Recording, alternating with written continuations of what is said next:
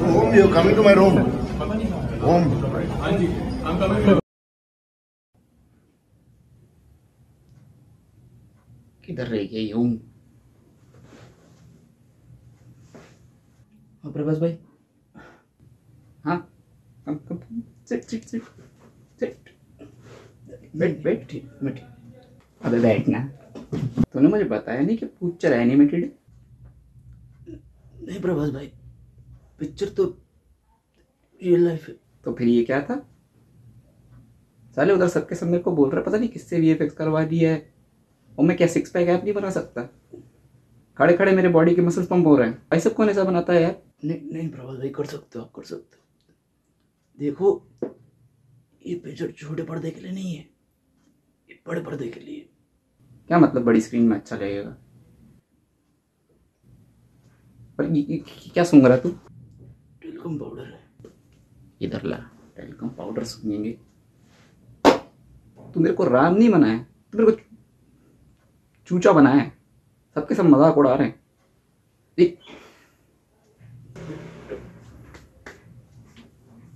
तो राम बनाया ना मेरे को। तू वानर से ना आती है बिरो।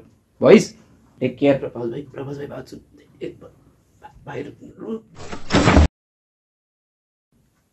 क्या आदि पुरुष को बचाया जा सकता है? देखो सवाल बहुत अच्छा है, पर उससे पहले ही जान लेते हैं कि एक्चुअली में आदि पुरुष को बचाने की जरूरत क्यों पड़ रही है। तो देखो, आज से कुछ हफ्तों पहले आदि पुरुष का टीजर यूट्यूब पे डाला गया और लोगों का इनिशियल रिएक्शन बहुत ही बुरा था और ये टीजर भी बुरा था। सबका मूड खराब किया इसने। और मैं इतने टाइम से वीडियो इसलिए नहीं लाया था क्योंकि मेरे पास कुछ भी ऐसा नहीं था कि मैं ज्यादा ऐड कर सकूं, बल्कि हर एक चीज पे लोगों ने वीडियो बना रखा था। बल्कि इस टॉपिक को तो लोगों ने इतना मिल्क कर दिया है कि अगर आदि पुरुष हिट हो गए तो इन सबको कैंसिल कर दिया जाएगा। टू बी ऑनेस्ट, टीजर बुरा था, पर अभी भी ये एक फ्रैक्शन पब्लिक का ऐसा भी है जो कि आदि पुरुष को प्रेज कर रही है, जो अभी भी सोचती है कि आदि पुरुष बहुत ही अच्छी पिक्चर है। तो आज की वीडियो में इसी बारे में बात करते हैं कि आदि पुरुष के टीजर में ऐसा क्या था जो पब्लिक को पसंद नहीं आया और लोगों का रिएक्शन ऐसा क्यों आया है। इसकी कमियों के साथ साथ मेरा ओपिनियन भी जानेंगे और मुझे क्यों पसंद नहीं आया ये भी जानेंगे। सबसे पहली बात वीएफएक्स की। अब देखो, इस चीज में मेरे पास ऐड करने के लिए कुछ भी नहीं है, बल्कि मैं तुम्हें रिकमेंड करूंगा कि किबा किबी का एक वीडियो है, उसे जाकर तुम देख लो। प्रॉपर बता चुका है कि ऐसा क्यों है और कई लोग इसे एक्सप्लेन कर चुके हैं।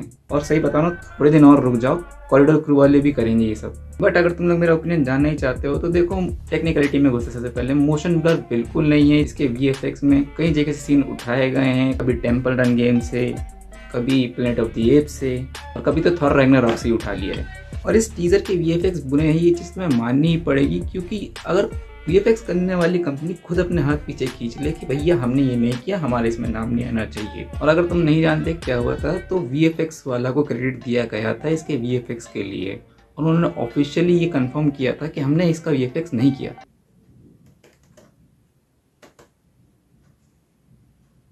बैठने किसने बोला आपको? अरे ये कैसा वीएफएक्स किया है, साला सब मेरे पे चिल्ला रहे हैं। चढ़ो मत, तुमको बोला था वीएफएक्स करने में टाइम लगेगा। जबरदस्ती की तुमने, आधा अधूरा काम यूट्यूब पे डाल दिया, सब पब्लिक चढ़ रही, मैं क्या करूं? एक तो तुमने मेरा नाम खराब किया, ये वीएफएक्स वाला नाम हटाओ तुम पहले। शांत हो जाओ, मेरी बात। अच्छा खासा ऑनलाइन चला रहा था साले ने, जिंदगी बर्बाद कर दी मेरी।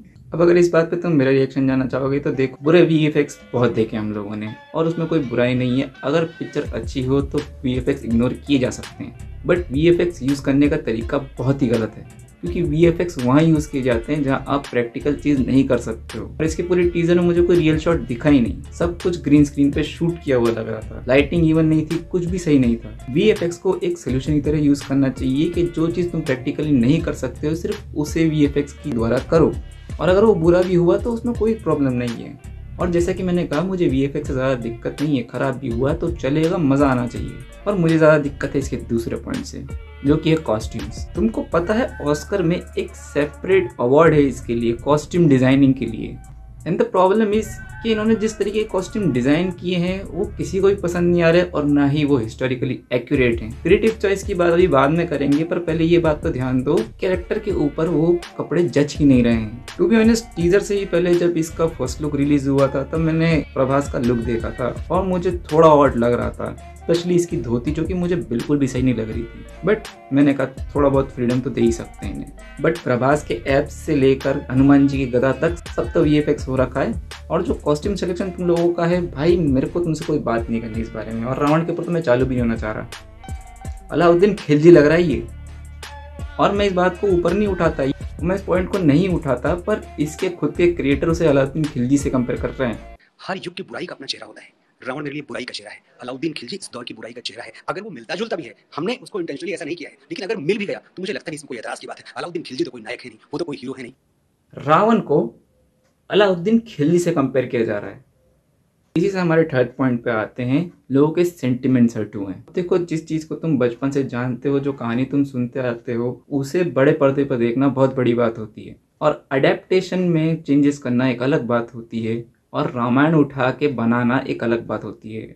अगर तुम रामायण बना रहे हो तो उसे एक्यूरेट बनाना बहुत जरूरी है। जहाँ क्लासिक रामायण के राम जी आज भी बहुत सारी जगह पे पूजा की जाती है उनकी फोटो लगा के, वहीं भी मॉडर्न टाइम में मुझे रामचरण का जो राम वाला लुक था वो बहुत ही सही लगा था, और वो बिल्कुल एक्यूरेट है। जबकि उन्हें एक्यूरेट करने की जरूरत भी नहीं थी, वो क्रिएटिव फ्रीडम के तौर पर भाग जाते, पर उन्होंने एक्यूरेट किया। प्रभास राम जी के रोल में कोई बुरी चॉइस नहीं था, बट ऐसा लगता है वो बाहुबली में अटका है अभी भी। और हनुमान जी की तो बात ही छोड़ दो, मुझे ये हनुमान जी नहीं पसंद आए, मैं दारा सिंह जी को देख लूंगा। अब बात आती है रावण की। अब देखो, रावण हमारे यहाँ पे भले ही बुरा अधर्मी माना जाता है, और श्रीलंका में उसकी पूजा की जाती है। और जिस तरीके का तुम इसे दिखा रहे हो,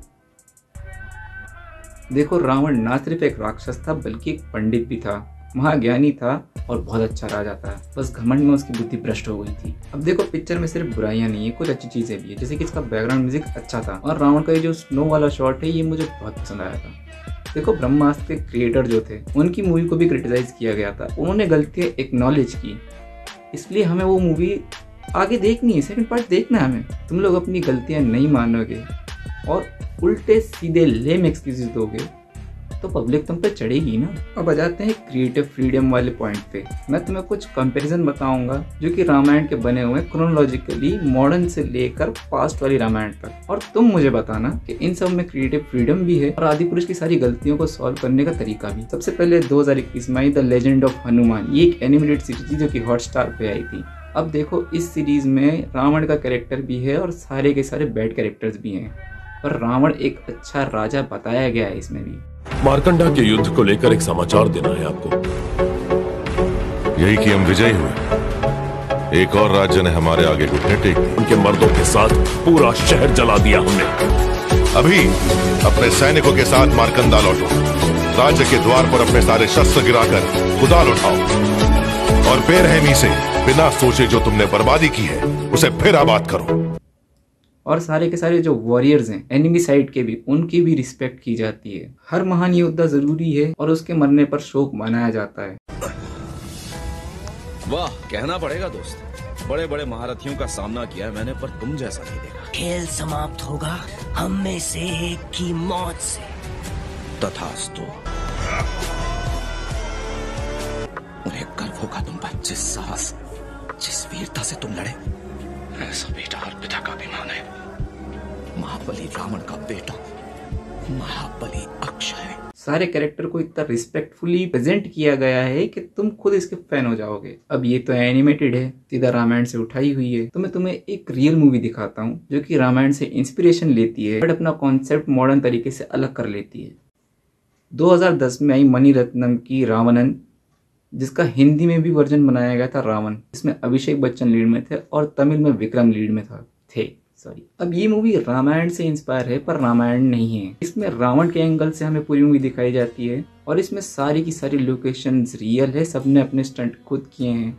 और भाई इसमें जो लोकेशन बताई गई ना, अब देखो 2010 की मॉडर्न अप्रोच के बाद में भी मणिरत्नम का विजन इसको लेके अलग कैसे हो जाता है, क्योंकि मॉडर्न टाइम में ये रावण को ऐसे पोर्ट्रे करते हैं कि अगर आज के टाइम में रावण होता तो वो कैसा होता और क्यों होता।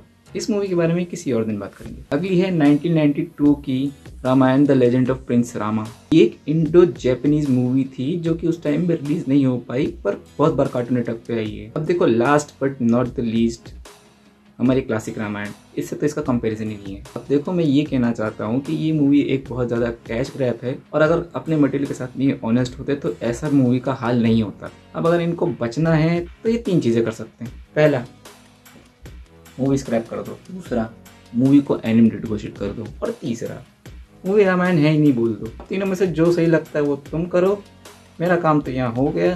क्योंकि ये मेरा ओपिनियन, मैं जानना चाहूँगा तुम्हारा क्या ओपिनियन। लाइक करना, वीडियो को शेयर करना, कमेंट करके जरूर करना तुम्हें वीडियो कैसी लगी, और ऐसी और वीडियो के लिए चैनल को सब्सक्राइब कर दो। मैं मिलूंगी तो अपनी नेक्स्ट वीडियो में, तब तक के लिए साइनिंग ऑफ।